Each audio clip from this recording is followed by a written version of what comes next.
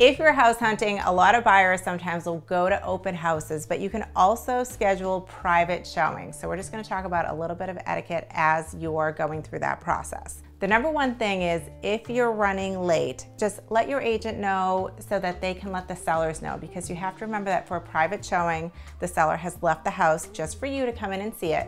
So if you're running late or running early, it's always nice to give them a heads up. Another thing you want to be prepared for is taking your shoes off or wearing booties. So this is not the time to wear your socks that have holes in them, right? You want to make sure that you've got clean socks on, because a lot of houses are asking people to remove their shoes or wear booties. Some buyers like to have their own set of booties that they bring with them, so just be prepared for that. It's okay to open cabinet doors, appliances, closet doors, but you don't want to get into opening dressers and nightstands and personal things. It's okay to glance, but you don't want to dig.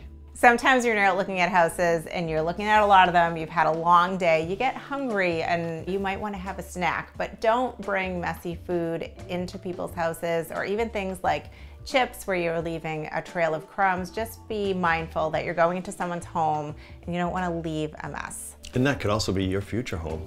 Right, you definitely don't want to mess it up then. No.